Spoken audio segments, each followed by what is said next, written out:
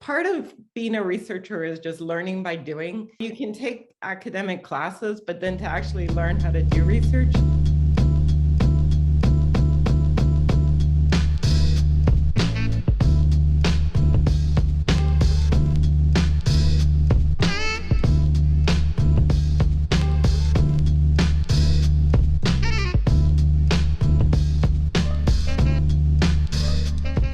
Pleasure of interviewing Petra Todd.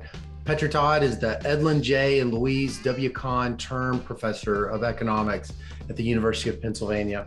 She's also the Research Associate of Penn's Population Studies Center, an Associate Editor for the American Economic Review, as well as the Journal of Human Capital, and a prominent contributor to the fields of econometric theory, program evaluation, labor, and development economics.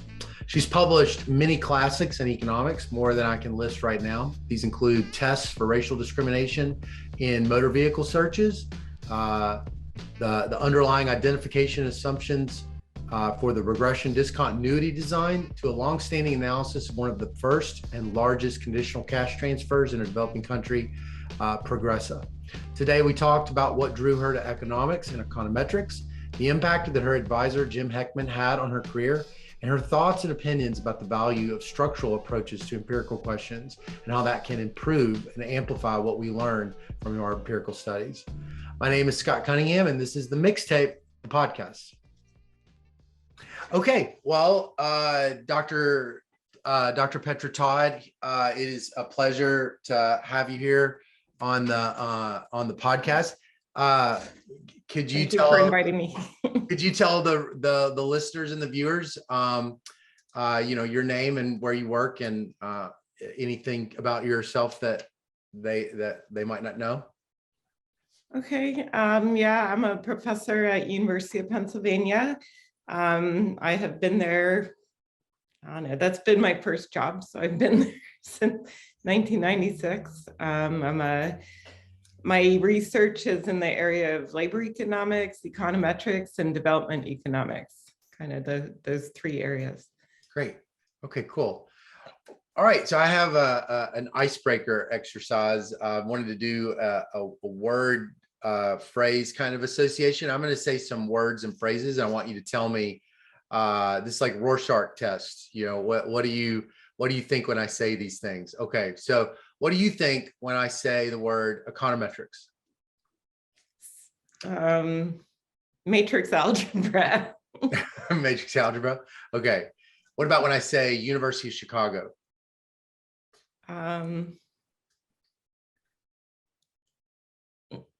University of Chicago. I don't know. I have more pictures in my mind. I mean, I have very positive association with my alma mater. Yeah. Like kind of ivory tower. Yeah.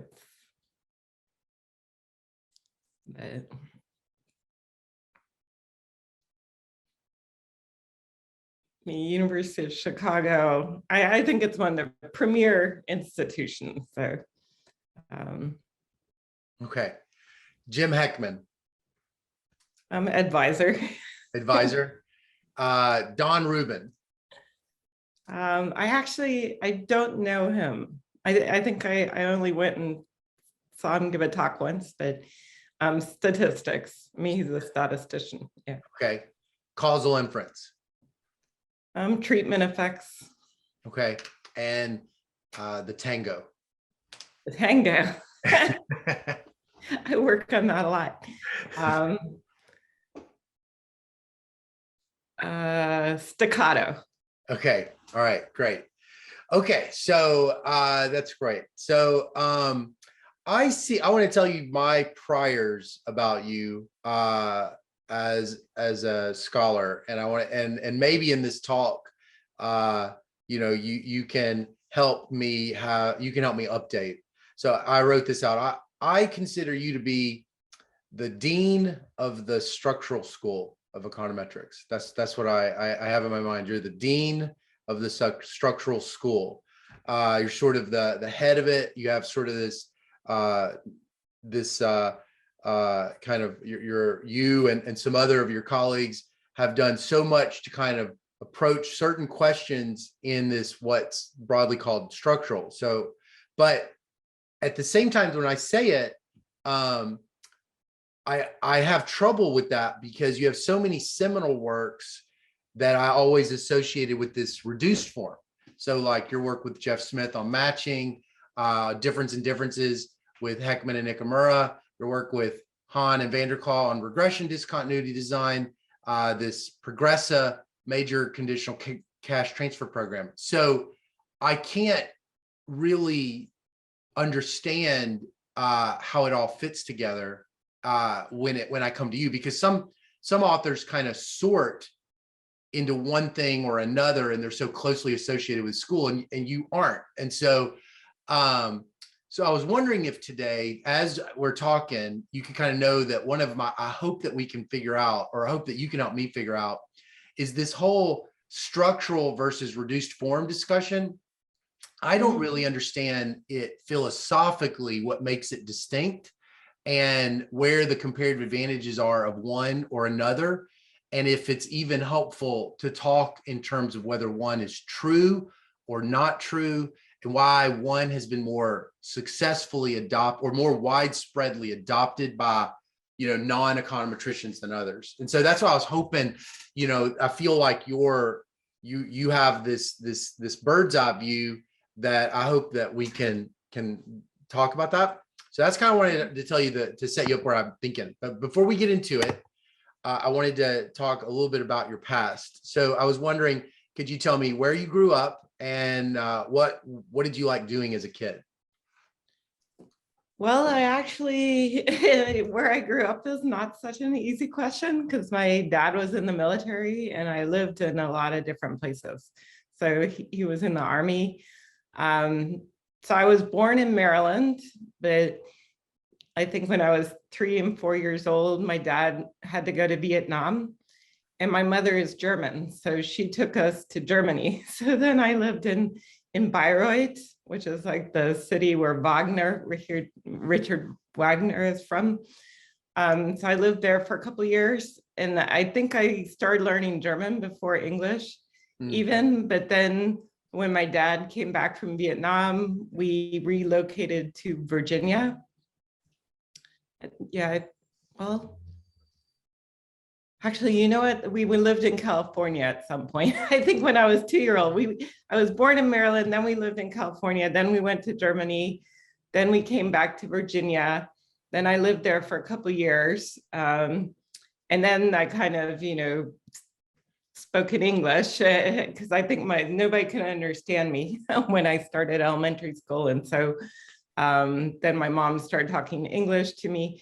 Then we went back to Germany, and my dad was just located there, and we lived in Heidelberg and Karlsruhe.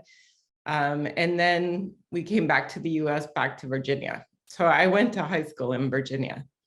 But I actually went to 5 different elementary schools. Yeah.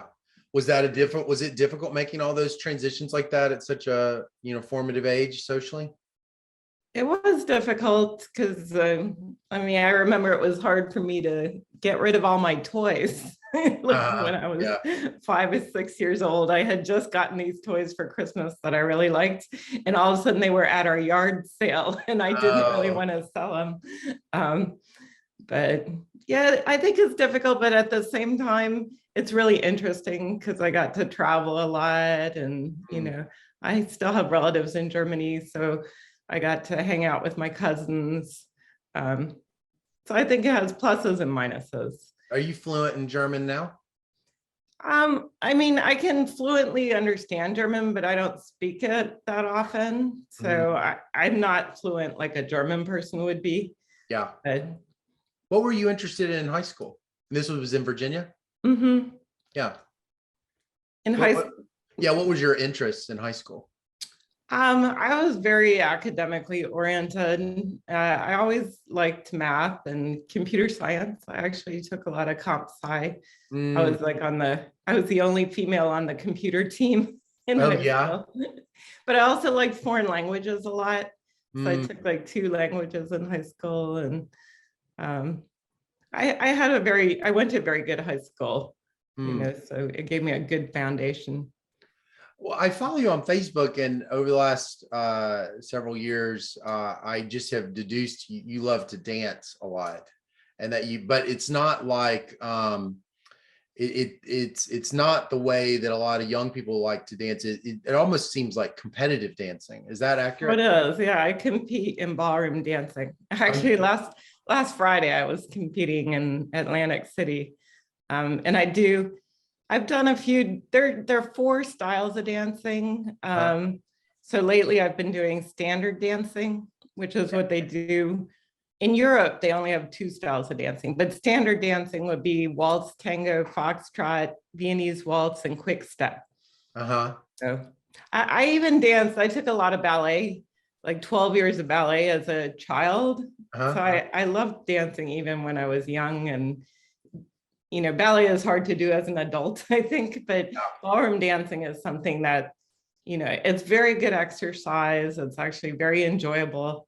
It's a little bit expensive, I would say, as a hobby, because you have to buy all these dresses and pay for lessons. Yeah. So how long? So you've loved, you would say you love dancing? Yeah, it's like my other job. Really? Well, why do you love it so much? What do you love about it? Well, I think it uses a different part of the brain, you know, because if you're sitting all the time and working on referee reports and things like that, it's just very sedentary activity. And then dancing, you know, it's all spatial, and it's pretty difficult actually. I mean, I'm now competing gold level, which is the highest level, and it's not easy at all, but it uses different skills. I mean, actually, Albert Einstein was a ballroom dancer. Really? Yeah, there are a lot of people that like dancing. Was he good? I don't know. I would have liked to know, but they have these quotes that he said about dancing. Yeah. Yeah. So was there a point in your life where you decided to make dancing something that you were going to invest more in? Well, at first I was traveling a lot to South America. And so I went to some of the salsa clubs there just while I was traveling, and everybody looked like they were having the best time. And so I just wanted to learn salsa, you know, and I signed up for these dance classes, and they said, well, you can't just learn salsa, you have to kind of learn all these different styles. And then I discovered I really liked it. So. Wow, that's cool. At first I did it with my husband, but I tend to go overboard on my hobbies sometimes. Yeah, totally. So it was too much for him. So I actually compete with a different pro dancer who's Russian. Yeah. So what, every week you're meeting with him like a couple of days a week or something for several hours? For practice. Yeah. So you always have just like, this year we're going to compete in X events, and you sort of have a strategy for the year about what your goals are? Yeah, they have competitions all over the US, also in Canada. So there's a website like NDCA, National Dance Association. It's and you can see what cities they're running competitions all year long. What would you like to accomplish this year?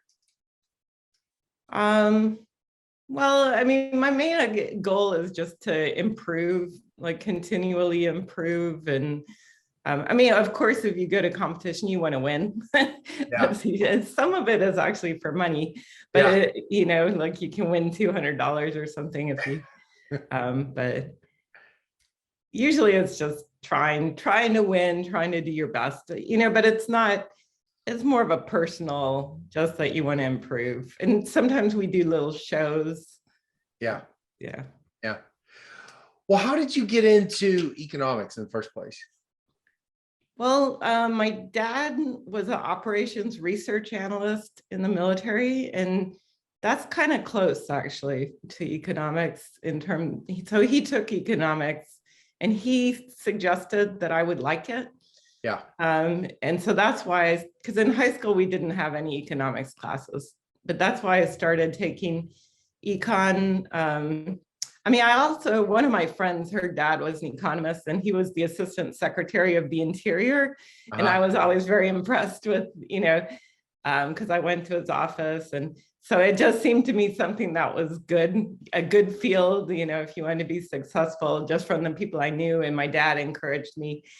And I didn't actually like it that much as an undergrad because I think it can be a little bit dry, Yeah. Where did you go undergrad?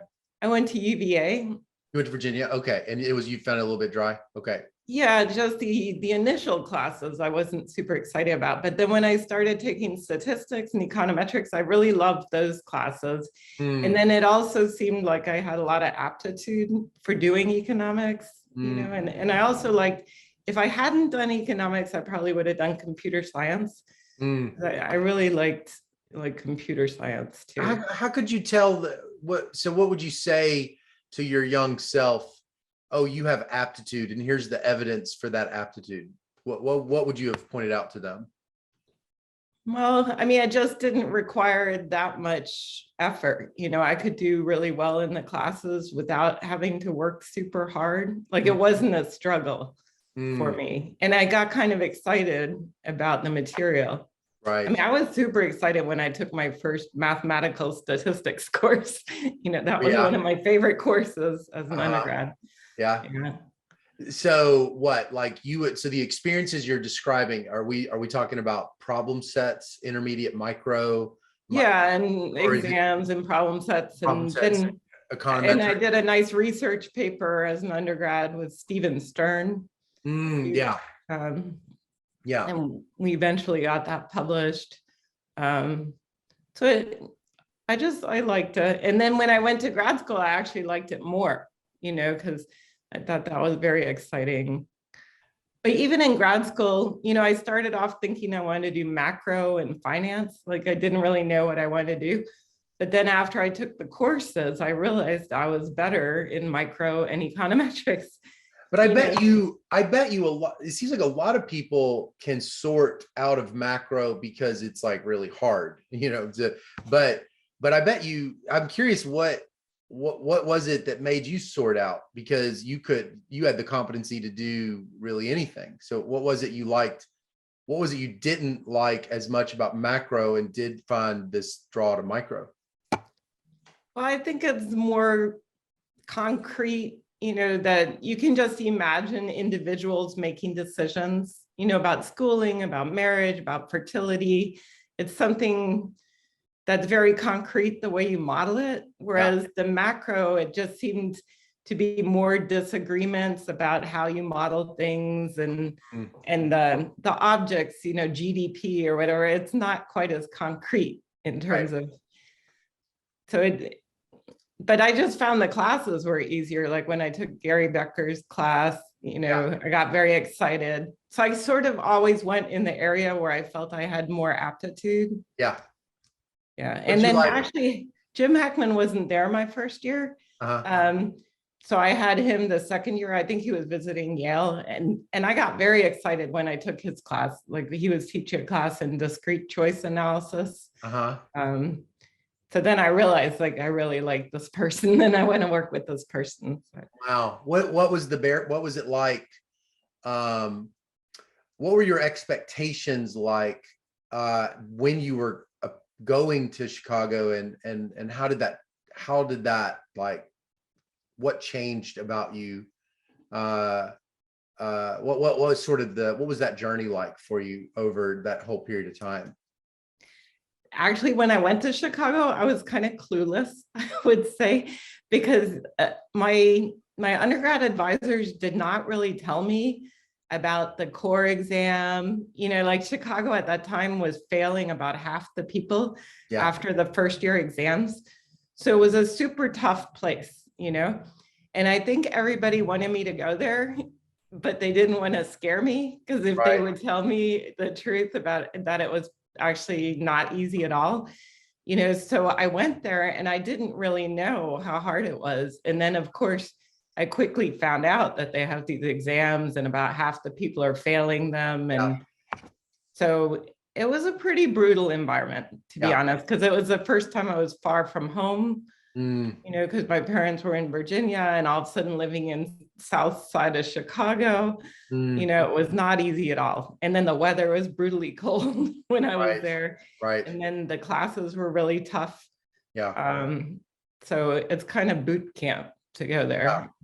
Well, Yeah. it's funny. I was talking to Jeff Smith, your old classmate, this week, and we were talking about the mental health amongst PhD students, and he had said he had seen a study, and the mental health amongst the Chicago PhD students was better than the others in the survey, and he said that he thought it was because, and he was sort of joking, but I kind of got the sense he was half joking. Like he said that it was because at econ, we just take so much pride in Chicago. At Chicago, we take so much pride in loving economics.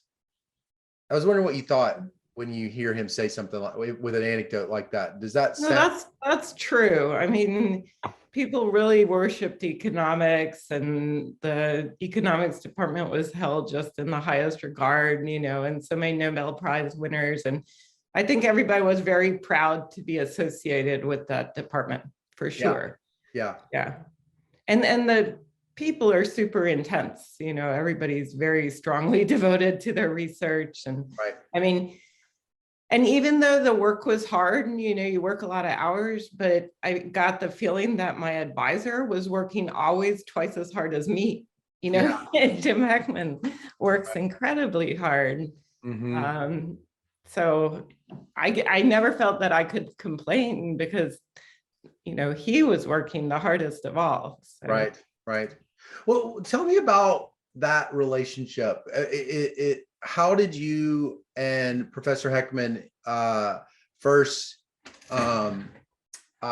decide to have a working relationship? He invited me to be his RA. Okay. But I think it was because I had taken some classes with him and gotten good grades in them. And also, I think maybe Chris Tabor recommended me because Chris started working for him first. And he was one of my friends. But I think it was on the basis of just getting good grades in his classes. He invited me to join some projects. And that was a big turnaround for me because, I felt like suddenly I had, because part of being a researcher is just learning by doing. You can take academic classes, but then to actually learn how to do research, I think you need to work one-on-one with somebody. And you worked one-on-one with Dr. Heckman? Yeah, a lot. We just meet almost every day, go over results. And we wrote a lot of papers together while I was in grad school. Yeah. What do you think is the lasting legacy of that relationship for you? How if you had to imagine a counterfactual that with the best of your imagination, what do you think is permanently different about the kind of person you are as a result of that relationship? Oh, I mean, I think my whole career probably would have been different if I hadn't worked with him. Like he was so supportive, and I felt like I learned so much from him. I mean, he made everybody work hard. Yeah. It wasn't easy at all. But then there was a huge payoff to it. I got a lot of publications out of that research, and I don't know. Sometimes I wonder, how my career would have been without working with him. Because Chicago, some of the faculty were not that accessible, because they had so many famous faculty. Sometimes I would make an appointment and then they'd give me an appointment to see a professor in 2 weeks. And then when it got close to the date, they would cancel and reschedule. As a grad student, it can be hard sometimes if you don't even have access to the faculty. It's hard to meet with them. Yeah. And at that time, they didn't have any student offices. Yeah. So it's not like you saw people casually in the hallway. Yeah. So as soon as I worked with him, he got offices for us, and I saw him every day. So I would say it's the ideal relationship for a grad student. Yeah. I want to show you something. Let me find it. It's by Shockley. I want to show you this real quick. So I'm going to share my screen. Okay. Shockley won the Nobel Prize in physics. He ran Bell Labs. And so this is a paper he wrote on the statistics of individual variations of productivity in research labs. And I wanted to he's kind of really interested in these kind of right tail scientific output. So like just large site people, but he has this really interesting production function here. And I wanted to ask you about it. So he says, to some approximation, the probability that a worker will produce a paper in a given period of time will be the product of a set of factors, F1, F2, related to the personal attributes discussed above. And here's the attributes. Partial listing, not in order of importance, might be 1, ability to think of a good problem, 2, ability to work on it, 3, ability to recognize a worthwhile result, 4, ability to make a decision as to when to stop and write up the results, 5, ability to write adequately, 6, ability to profit constructively from criticism, 7, determination to submit the paper to a journal, 8, persistence. Okay. And, you know, then he kind of discusses it, but this production function is interesting to me because it's multiplicative. I thought that was interesting because if it's additive, then, you know, you could just be good at 7 of them and be really, you know, potentially successful. Yeah.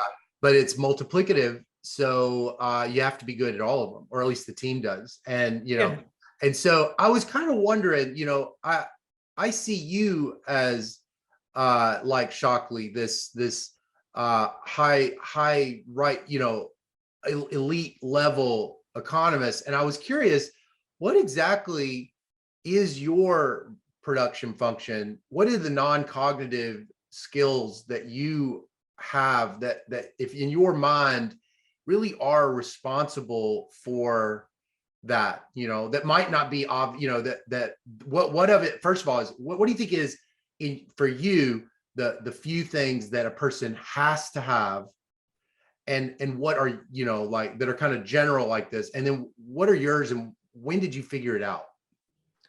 Well, I mean, first, I totally agree with him, you know, that these are the characteristics. And if you don't do one of them, it kind of falls apart. You know, like let's say you get criticism in terms of referee reports, and then, you know, you could get angry and just put your paper in the drawer and not work on it anymore, right? Like, so it's totally multiplicative that you have to be able to do all these things.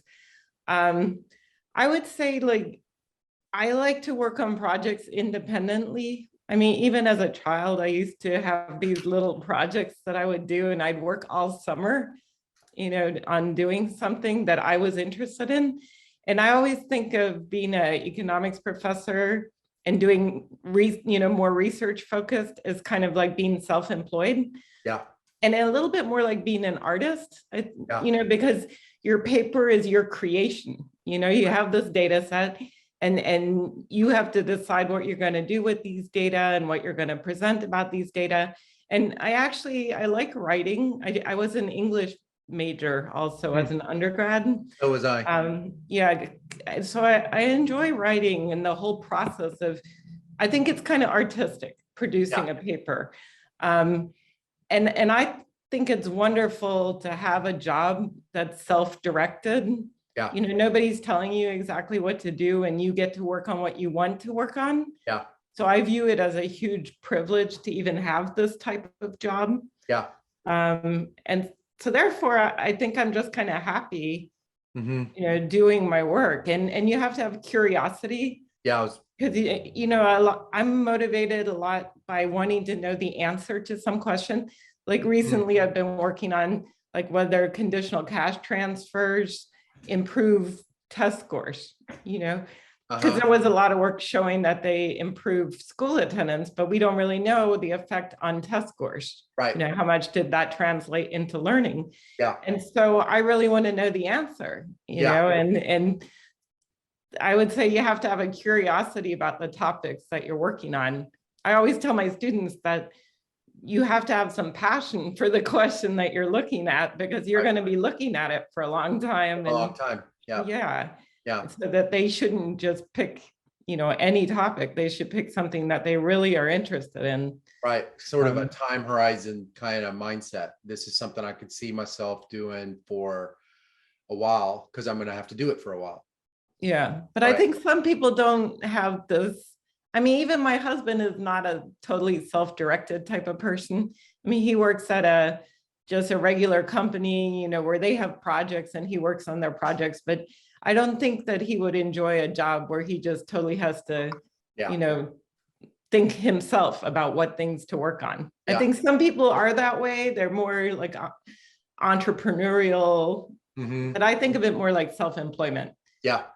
Yeah. It's a real practical self-employment though, because you can be super curious and passionate and want to know the answer to things, but not be able to publish at all. And you've been able to publish also. You finish your papers, you fight till they're actually in print.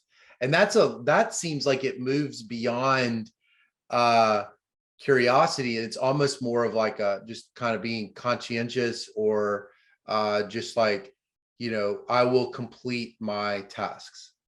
Is that? Yeah, I mean, I have some papers that never made it to print, but I think everybody has some projects that Yeah. sort of, but I don't give up easily. That's for sure. Yeah. Yeah. Yeah.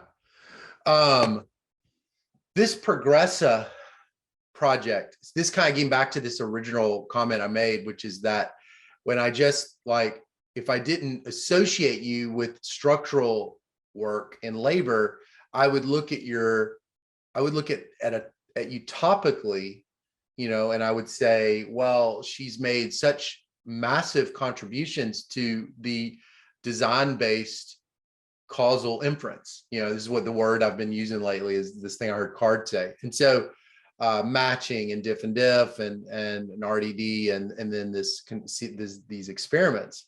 So I guess that would be just a good place to start to kind of walk through that, and then I'll just sort of maybe ask questions as you go. But how did you get involved with Progressa, and what can you tell us about it? Well, I got involved even before the experiment was done. Actually, Jim Heckman got me involved because they wanted to do this randomization in Mexico. It totally came from the Mexican government. I mean, they had some economists, Santiago Levy was there, and they were implementing this, anti-poverty program, but they were skeptical that if you give people money, they might, because the program gives people money to send their kids to school. But people always worry, well, poor people are going to go out and spend the money on tobacco and alcohol and things like that. And so then they decided to do an experiment, to see what they spend the money on and to see what they do. And I think Jim Heckman, they originally asked him to, advise them on doing the experiment, but I think he got sick or something, and then wasn't able to make the trip. And so then he suggested that I go. Wow. And so I went. So at the time when they did the randomization, actually, so I think they had some randomization plan, and it was kind of hard because I didn't speak Spanish, and the statistician working on it only spoke Spanish, but I think I actually changed their randomization plan. Really? They told me later, I kind of forgot about, but they said that I later helped them kind of fix what they were doing. Wow. Why were they randomizing? Well, because, I think they just wanted to do the best possible to know, what the treatment effects were. And there were economists working on the project. So how in that, so what year would that have been? that was 97. 97. So was randomization, now you think about randomization, it's just like in a developing country, you think of Esther Duflo and Banerjee, and this is before all that. It was before all of that, yeah. So how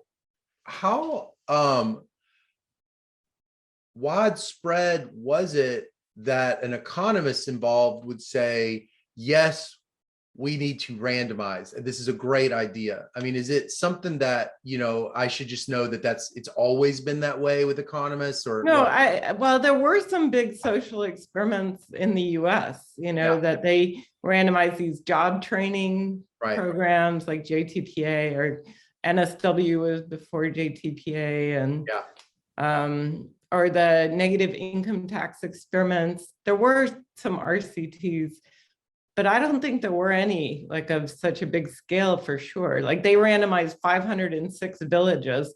I mean, altogether there were like 50,000 families. It was a lot of people like participating in the experiment. So So nobody had done anything like that. was it But that? that really, it came from the Mexican government. I think Santiago Levy was the person that really pushed for that. Huh.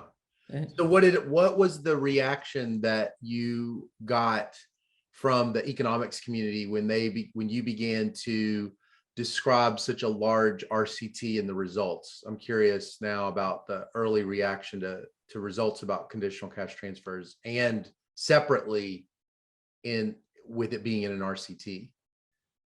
Well, so they wanted to have an external group doing the evaluation. So I helped at the stage of designing the RCT, but then IFPRI was hired as like the external consultant. They had a competitive bid. And then I also helped with the IFPRI team evaluating the treatment effects, like with Susan Parker and Jerry Behrman. We wrote some papers, and like Paul Schultz also worked on, and I think Orazio Attanasio, and he was involved in a lot of, so they had a whole team, and different teams were doing different outcomes. So I was on the education team looking at education outcomes. Another group was on the consumption team, or Paul Gertler was on the health side. Everybody was very excited about it, and the data seemed to be very high quality. I mean, they collected very rich data. Like, a lot of RCTs, they only collect kind of the outcomes and which group you're in. Yeah. And then you're pretty limited in terms of what else you can do with the data. Yeah. But in this case, they had very detailed surveys, and we actually worked on designing the surveys. There were teams that designed each survey module. So there was a lot of excitement, actually. And then there's probably a Shockley production function for 8 inputs multiplicative that creates a successful Progressa. And you have to have all 8, otherwise it's a complete disaster, given how many moving parts it is. What's the secret?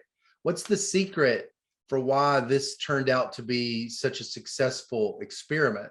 Like with it just having high quality data and well designed and so forth. It has to be that it's easy to get it wrong.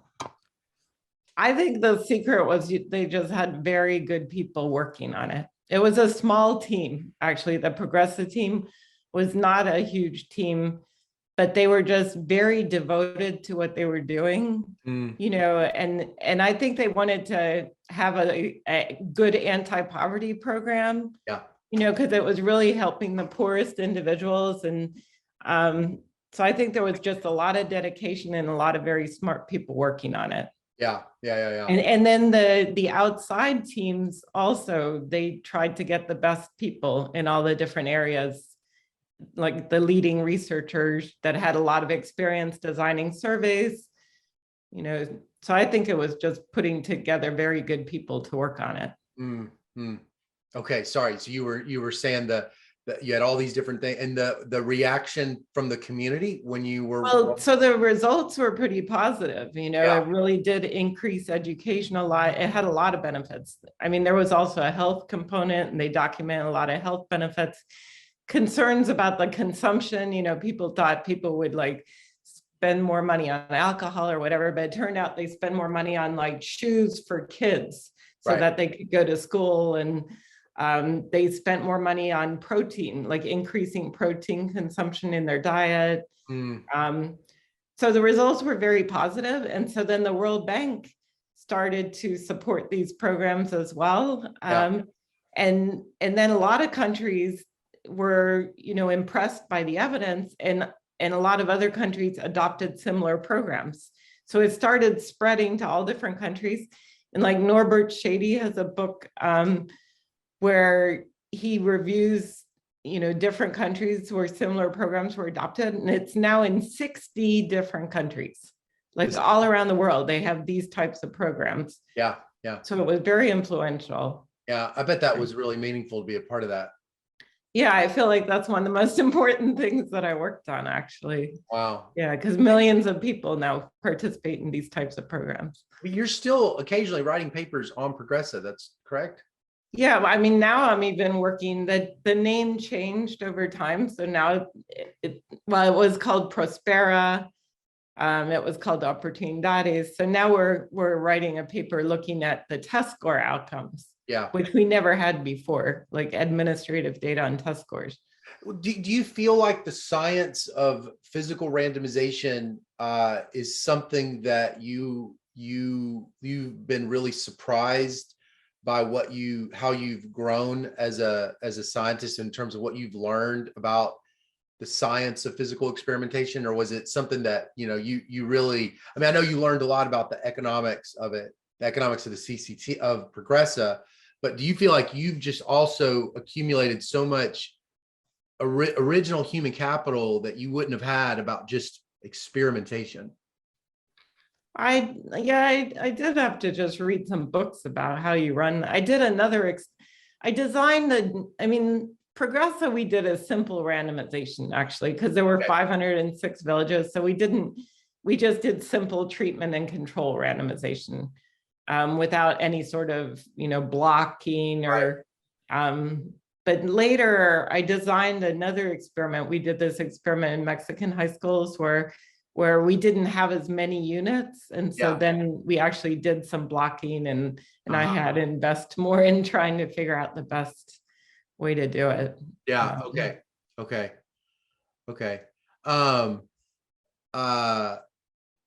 Well, so when I said all that stuff about reduced form, structural, I was wondering if you could just also tell me, doing another word association, when you hear someone say structural econometrics, what do you think when you hear those words?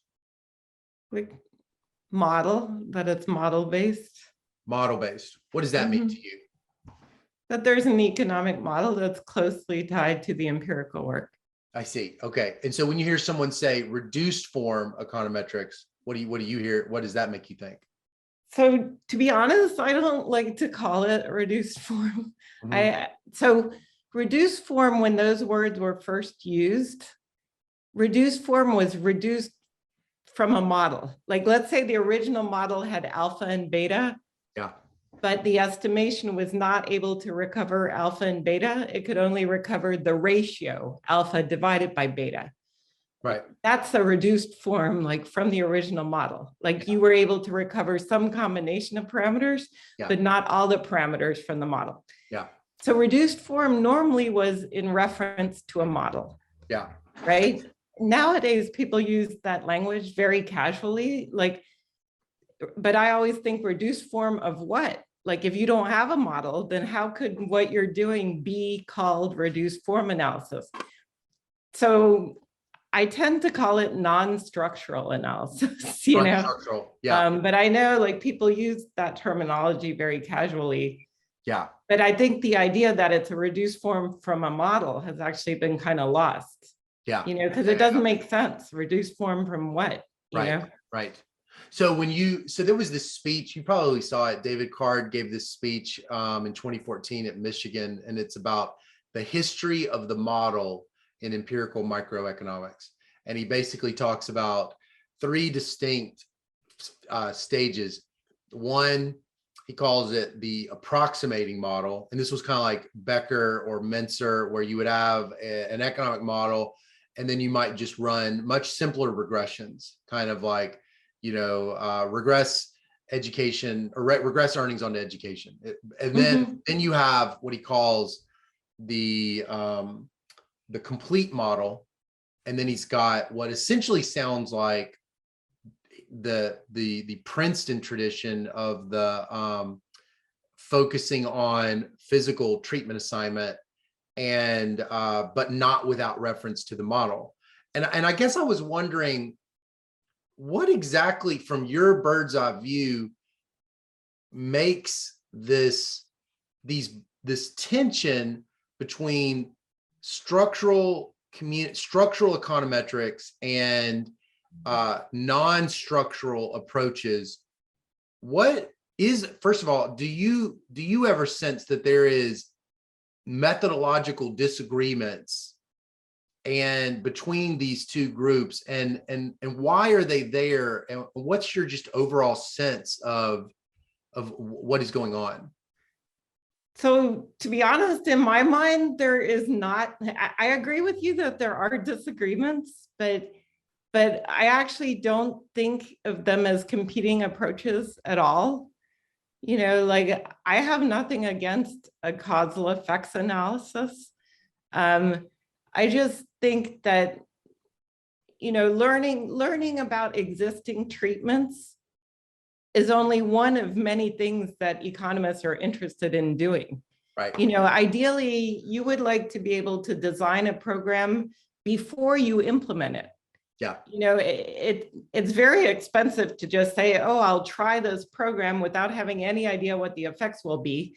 Right. You know, and then if you don't like the effects, have to implement a different program. You know, Yeah.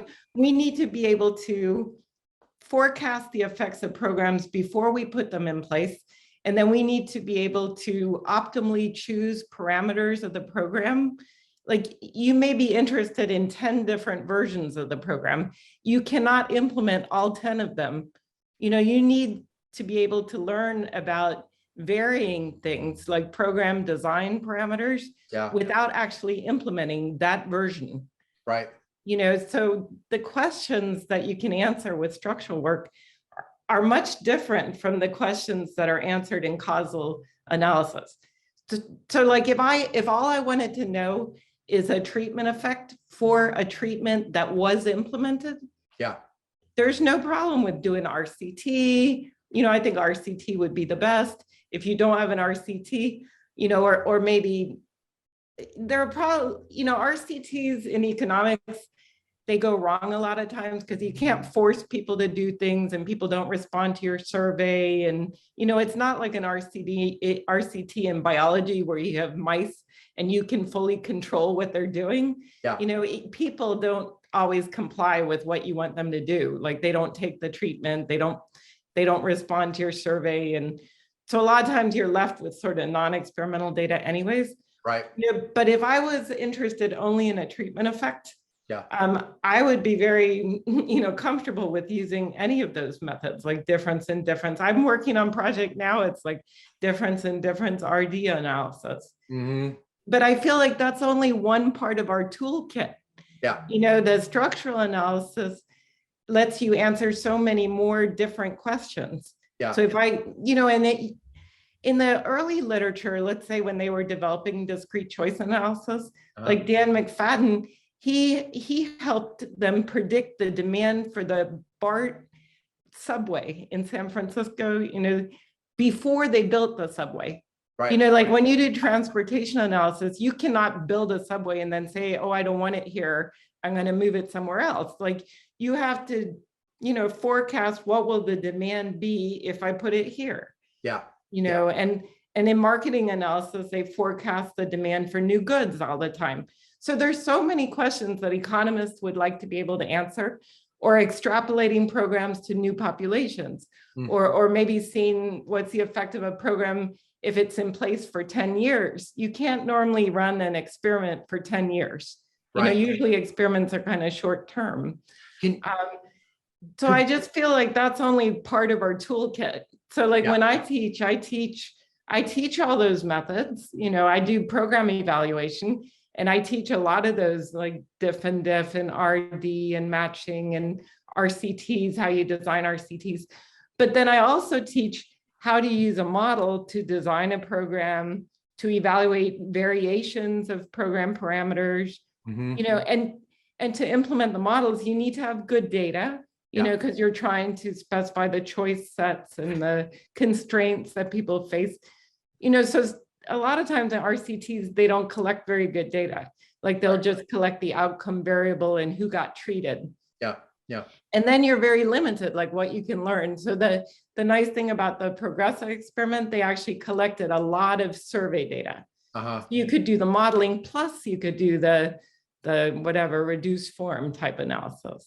Well, so look, can you give me an hypothetical example about like two counterfactuals, one where a person approached an important question and did it in a non-structural way, causal inference stuff, and then one where they approached it in this holistic way? What exactly is different between these two best case scenarios? What additional insights that are valuable to science and to the policymaker did I get from that specific structural approach that the other person just simply doesn't have?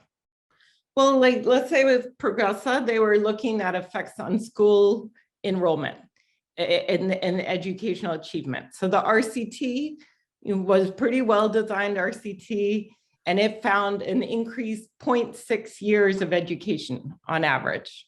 Okay. But that was for the schedule, the subsidy schedule that they implemented. And so let's say you want to know, well, what if they had done the subsidies for school attendance, because they had lower subsidies in primary school, higher subsidies, after grade 6. Girls had a higher subsidy than boys. So let's say I wanted to know, what if they had a different subsidy schedule? So for example, most kids go to primary school anyways. So that was almost just a transfer. And so you might think, well, what if we increased the subsidy in the higher grades and took away the subsidy in the lower grades? So that would be the same cost, but a different program design. So that question, like Ken Wolpen and I wrote a paper where we did that. We just varied the design parameters.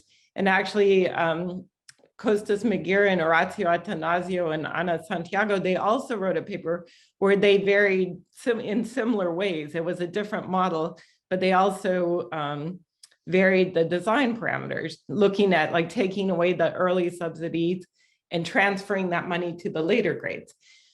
So if a person doesn't want to use a model and just wants to do, treatment effects, they can't even answer that question. Right. Like they don't have the tools to do it because there's no structure, Right. So that's why, like maybe the RCT is a better way to say what's the effect of the existing program, because you're not really making any assumptions, other than that you have a good experiment. So structure starts to move us away from this internally valid estimation to something that might be more generalizable. Yeah, exactly. Just to learn more. More. I mean, Ken Wolpen and I wrote this recent paper that's forthcoming in JEL, and it's basically how you can combine RCT analysis with structural modeling so that you can learn more from experiments. Yeah. To me, it seems the reduced form analysis is not ambitious enough because it's sort of giving up on lots of questions that are of interest. Right. Like I recently wrote a paper about pension programs in Chile, where we analyzed this pension reform, but we use the model. So pension is kind of a dynamic thing, because it's savings over your whole lifetime. But we analyze changes to the existing pension system design. Would there be a better way that the government could design their pension program? Yeah. So there's like this whole range of questions that I think are very interesting that you cannot answer with just this causal analysis. Yeah. And so I don't understand the rivalry, because it's not like there's a competing, the only way that they compete is if you want to say, what's the effect of this treatment? Then I might actually prefer the causal analysis if it makes fewer assumptions. But then there's a whole range of questions that they can't answer. Right. So that's why I feel like you need both. And when I teach my graduate econometrics classes, I try to give students the tools to be able to do both sorts of analysis. Yeah. Well, so what's the skill set that's missing at large, in your opinion, for people that have a fairly, they're like methodologically sophisticated on this causal approach, but they have zero background in structural. What are the key fundamental skills that are missing, and where do they get them? Well, I think a major barrier has been that, to program models, you can't, there's no built-in data command, like it's not that easy to just use existing software. So if Right. I want to program a model, I normally program it in Fortran, Right. or you could, you actually have to know some programming to be able to implement the models, Yeah. because each model is somewhat different.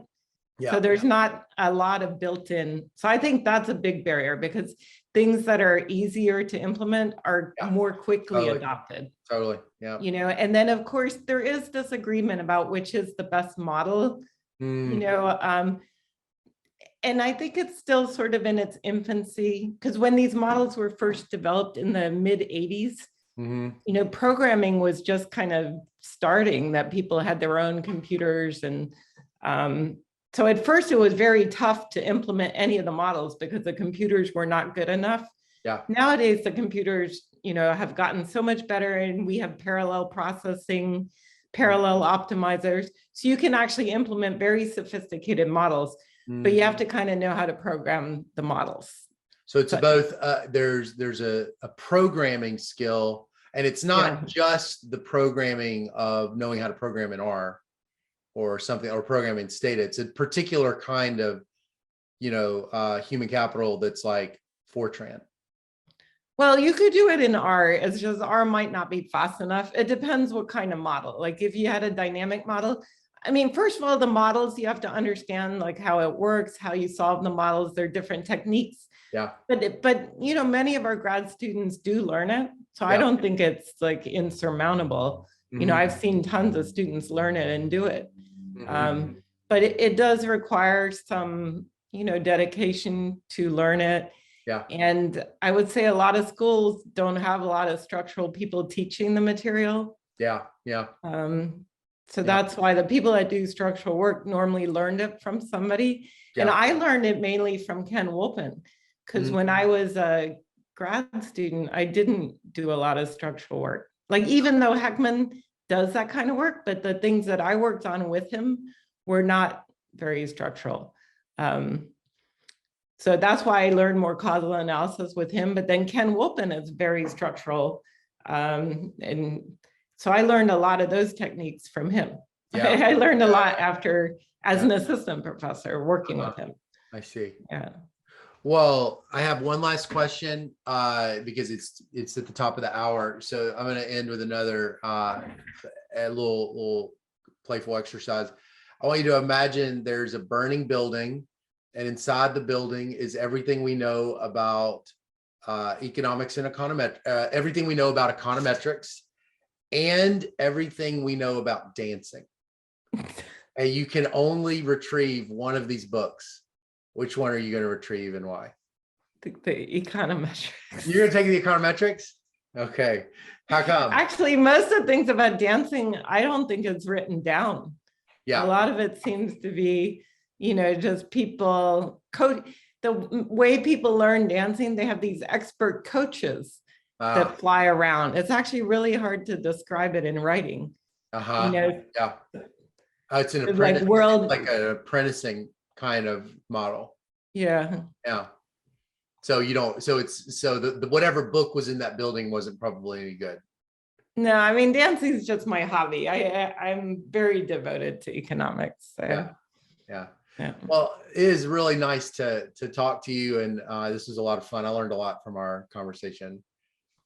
Okay, well, hopefully people will not view these different methodologies as rival, because I don't view them as rival at all, actually. So I view them as complementary. Yeah. Well, I'll be on my my Substack. I'll post the forthcoming JEL with you and Dr. Wolpen so that people can read it. When is that coming out?